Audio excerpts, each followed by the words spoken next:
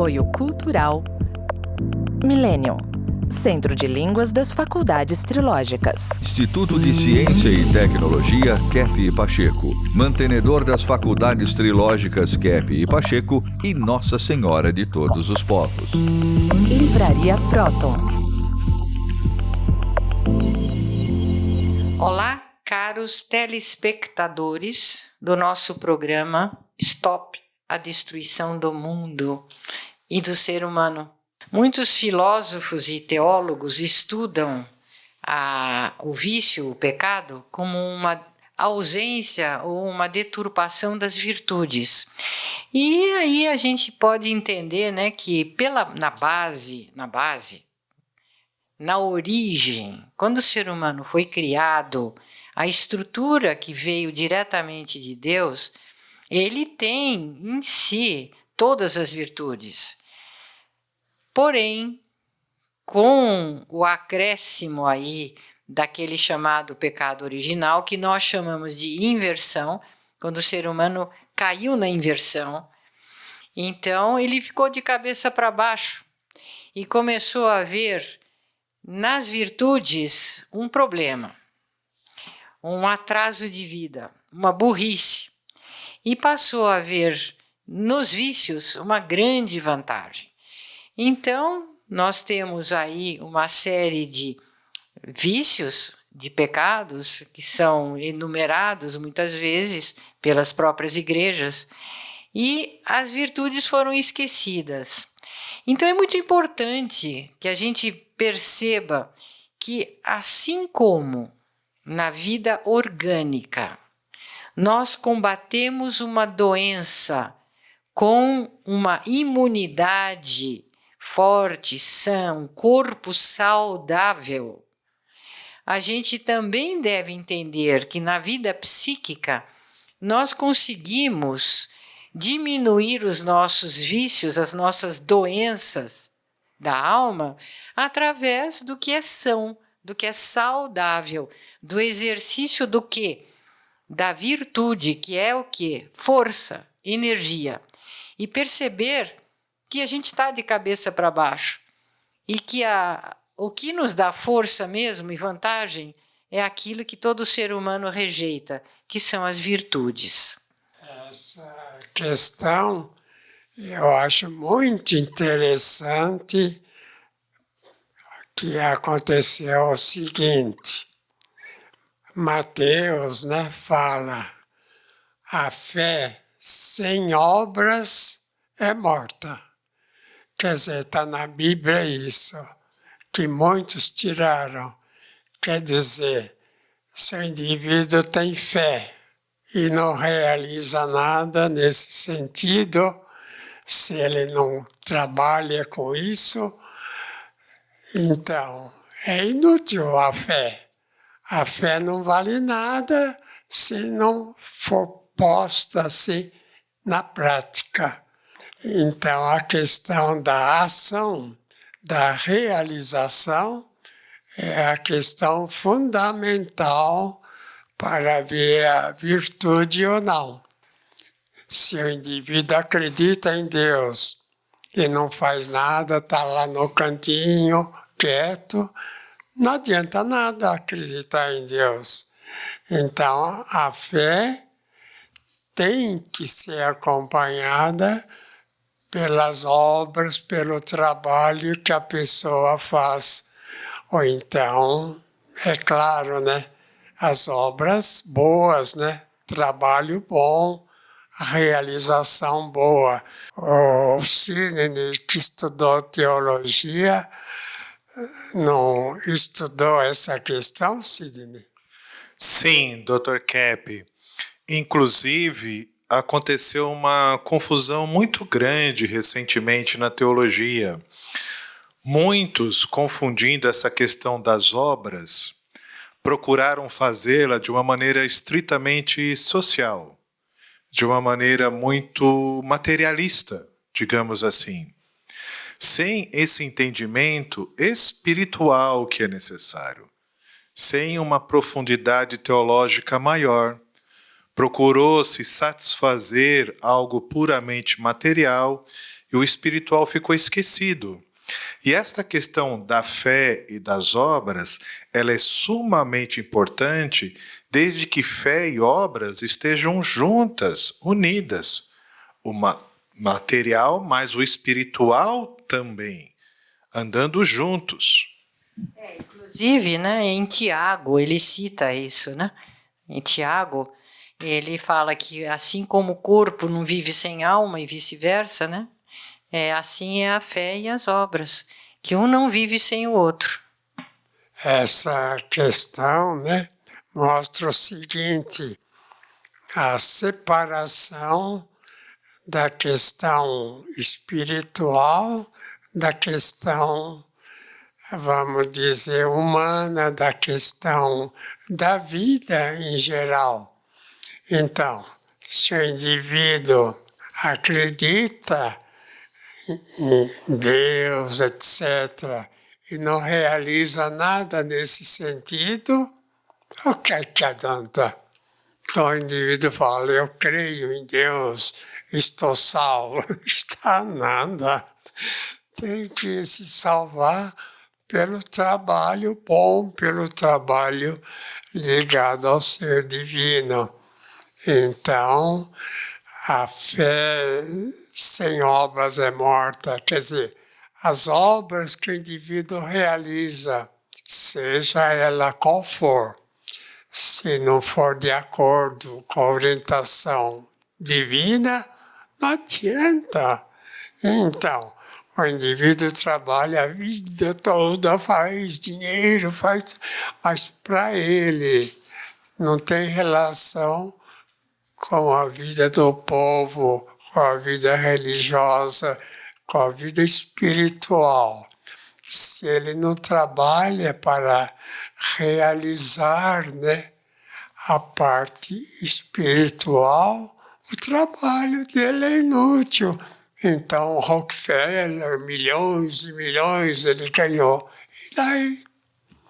Ou qualquer pessoa, né, que trabalhou a vida toda, fez fortuna, mas essa fortuna não está servindo para o bem assim do próximo, não está servindo para a humanidade.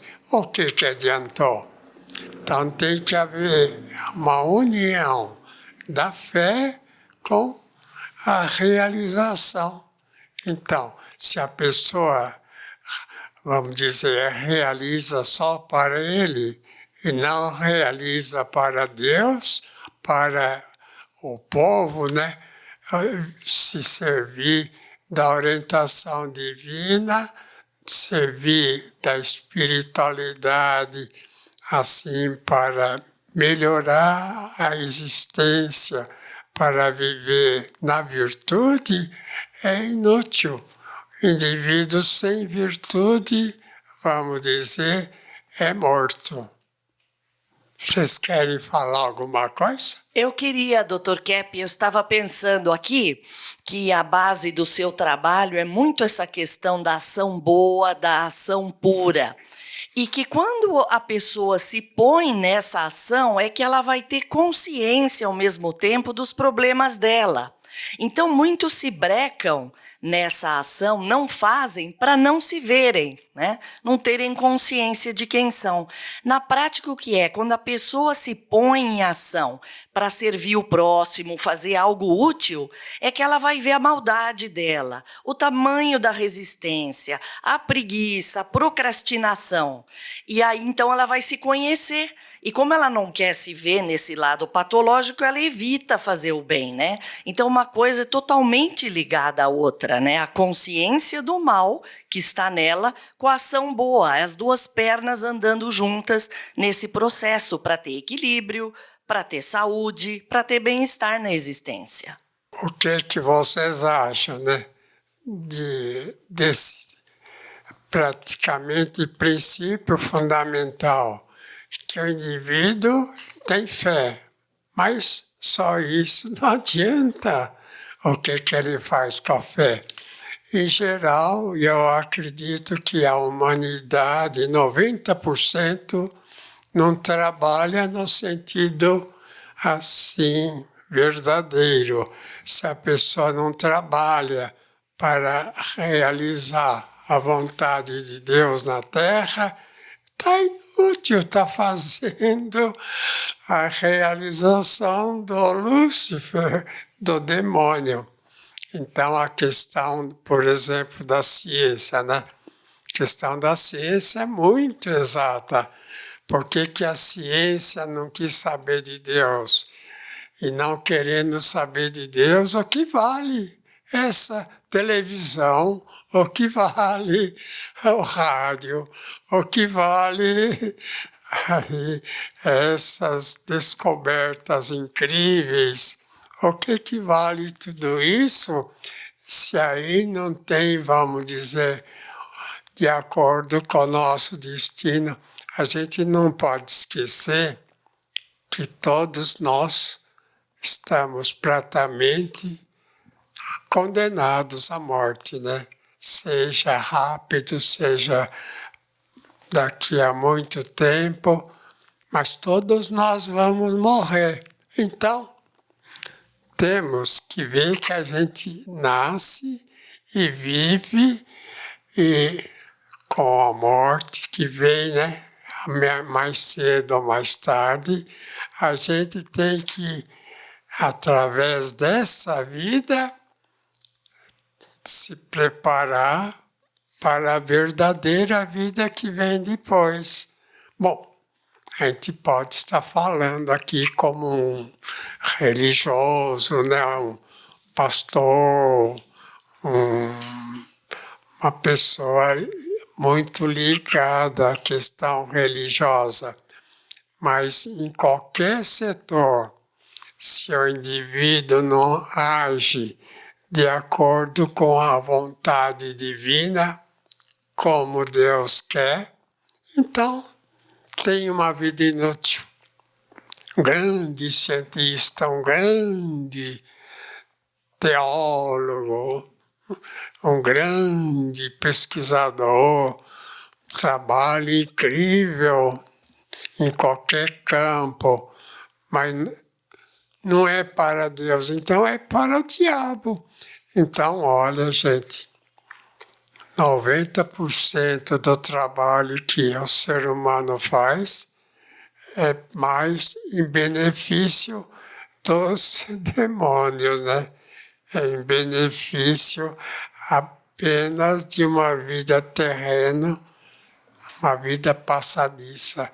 Se a pessoa não faz tudo em torno do que virá depois, o que adiantou fazer? Quer falar alguma coisa? Então, o que o senhor está falando, eu acho que essa formação muito importante cristã, né? E o senhor está falando desse só tem 10%, né, que tem essa preocupação transcendental de fazer o bem, ajudar o próximo, nessa ligação com Deus. Eu me lembrei muito dos artistas, dos grandes artistas. Esses devem estar dentro desses 10%, né? Os grandes músicos, compositores, escritores, e o próprio cientista que publica um livro também, né? O trabalho dele é ajudando a humanidade, né? Para ter mais saúde, mais equilíbrio. E geralmente, realmente, no dia a dia, a maioria esquece, né, que nós somos filhos de Deus e temos que agir para a humanidade, né, fazer algum bem que fique eterno. A verdade, todo o trabalho bem feito em prol da humanidade é eterno. E isso nós levamos de pontos, né, para o céu. Eu queria dizer aqui, Dr. Kepp, o seguinte: quando Cristo, ele próprio, né, não os religiosos que vieram depois, mas Cristo deixava as pessoas frequentemente em situações muito difíceis, constrangedoras. Então, quando iam perguntar para ele, mas o que é fazer, amar o meu semelhante? Mas como assim? A lei dele, amar a Deus sobre todas as coisas, coração, alma e pensamento, e o próximo como a si mesmo. Ah, é? Mas quem é o meu próximo? Então ele dizia, por exemplo, aquela passagem, né, daquele mendigo que caiu na estrada e ficou ferido, E passou um rabino, passou um religioso, passou outro, e ninguém acudiu ali o homem ferido na estrada. E passou um samaritano, que vamos dizer do povão aí, né? Passou uma pessoa do povo e falou, puxa, deixa eu socorrer essa pessoa. E aí conta que levou para uma estalagem, deu dinheiro para tratar dessa pessoa. Então, ele sempre deixava os outros numa situação de constrangimento. Então, essa é a lei. Se eu não cuidar do meu semelhante, esse que está sofrendo aqui concretamente, eu não tenho chance depois na vida eterna. Esse é um exemplo, por exemplo, né? E assim outros que ele dava, um indivíduo rico que ia lá, o que eu vou fazer? Eu pago o dízimo, eu sigo as leis, mas o que eu preciso fazer para ter a vida eterna? Vende tudo que você tem e dá para os pobres. Vai fazer o bem para os pobres. E a pessoa aí, então tenho que largar tudo que eu tenho? Não, aí não. Então, veja, não é que a gente vai viver pobre, não é isso. Mas essa questão que o Dr. Kepp coloca, de que a fé, a salvação para a eternidade, ela implica, sim, em fazermos o bem para o nosso semelhante na prática. E não adianta pensar só numa teologia da prosperidade. Não, vou ser próspero, Deus me protege. Isso não é uma teologia de Cristo. Assim como ficar somente na oração, rezando, também isso não é suficiente. Sem a prática do bem na vida social, na humanidade, nós não vamos ter chance, nem aqui e nem lá, para termos uma vida equilibrada e saudável. Então, a gente pergunta, né? Por exemplo, uma pessoa está numa atitude contemplativa e só fica nisso, pensando, contemplando, só fica assim quieta e nos pensamentos, mesmo que sejam divinos, se a pessoa não coloca em ação, se a pessoa não coloca na prática, na vida, e de acordo, né, claro, né, qualquer trabalho que é feito assim, vamos dizer, corretamente, é ligado ao ser divino, é ligado a Deus. Então, se a pessoa não faz um trabalho nesse sentido, é claro, de ser de acordo com a realidade, então, o que adiantou, né, a vida dele? Ele não pode viver para ele mesmo. Então, a pessoa, vamos dizer, morreu milionária, bilionária. E daí? Nessa vida bilionária, então, ela ajudou alguma coisa para o povo, ou então ela agiu de acordo com a orientação divina para ele próprio, né? Depois receber assim, vamos dizer, até a recompensa. Então a pessoa não pode viver na vida aqui sem pensar na eternidade, porque se ela reduz a vida dela a um trabalho aqui para a fama, a glória dela, é inútil para ela. Ela pode ter a vida toda florida, maravilhosa, castelos, isso, aquilo, mas para o eterno não adiantou. Quer falar? Sim, senhor Dr. Kepp, eu estava pensando nessa questão do papel da ciência atual. A ciência, ela se desligou da espiritualidade. Então, por exemplo, a física é uma ciência rainha das ciências, né? Ela dá os rumos da tecnologia atual e ela é puramente materialista. Então, hoje, o cientista que se diz cientista, que está com a verdade da ciência, ele, por estar deslocado da espiritualidade, ele acha que se ele descobrir uma coisa e que se ele colocar aquilo em prática, então isso tem valor. Então, a nossa sociedade científica hoje, ela não se importa se ela está matando pessoas, se está criando armas de destruição em massa, se está levando o mundo a uma poluição, com uma tecnologia que só polui. Ela não está preocupada com isso, ela está preocupada em fazer. Então, tudo aquilo que puder ser feito pela ciência deve ser feito. Não tem nenhuma preocupação ética, porque a ética liga a gente à espiritualidade. Então, nós estamos vivendo um período extremamente de trevas. Enquanto a gente pensa que está no período das luzes, porque finalmente estamos livres para fazer o que a gente quer, finalmente a ciência guia o nosso desenvolvimento, na verdade a gente, por estar desligado da espiritualidade, a gente está destruindo o mundo e tornando o ser humano cada vez mais louco. O senhor pode pensar o que o americano em geral, né, se dedica na fabricação. Tanques de guerra, né, aviões de guerra, navios de guerra. Então,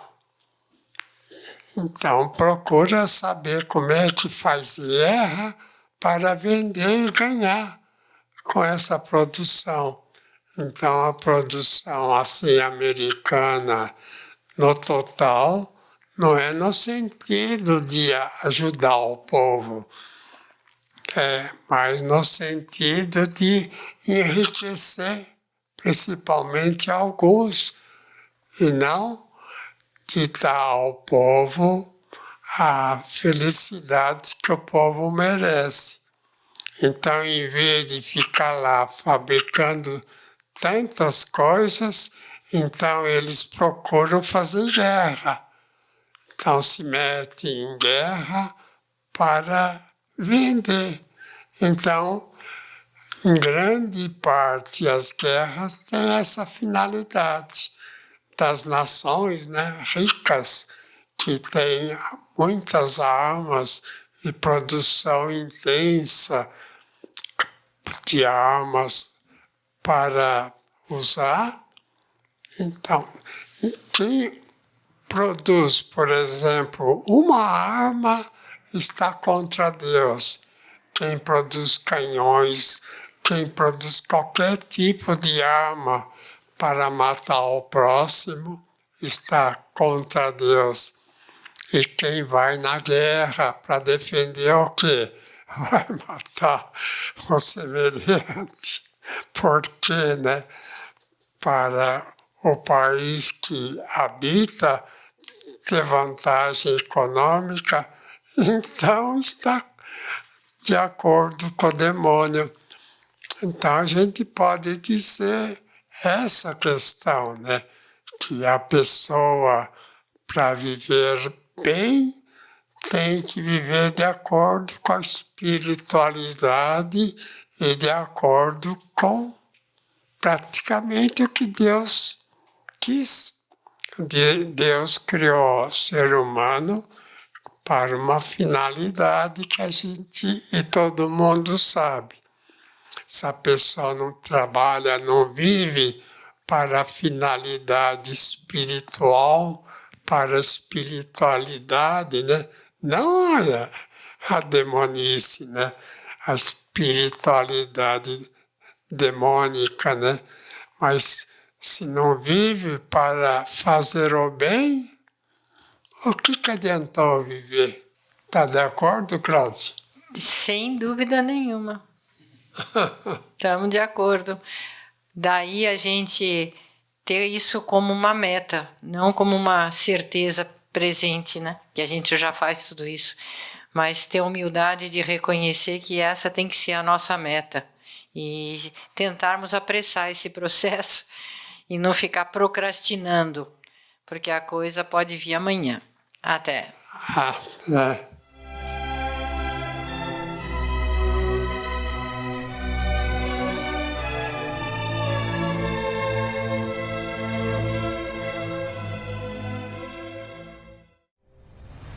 Entre no mundo da consciência. Próton Editora. Mais de 44 anos publicando os livros de Norberto Kepp, psicanalista e cientista brasileiro, o mais original escritor contemporâneo do mundo, segundo o Centro de Pesquisa Científica Nacional da França. A cura para as doenças psíquicas, orgânicas e sociais. As descobertas da nova física e a tecnologia inovadora, premiada internacionalmente. A verdadeira espiritualidade. A desinversão do ser humano e da sociedade. Livros de ciência, filosofia e espiritualidade em 9 idiomas. Próton Editora. Abrindo as portas para um novo mundo.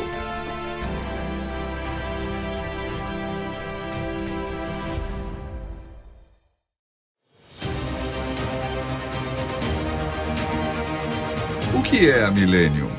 Doutora Cláudia Benhart Pacheco, diretora das Faculdades Trilógicas, fala sobre a Escola de Línguas Millennium. Sabe que a escola de vocês, a escola de línguas que aplica o método psicolinguístico trilógico de Kepp, vocês estudam tudo dessa ciência, vocês usam em todas as aulas, isso é uma universidade livre.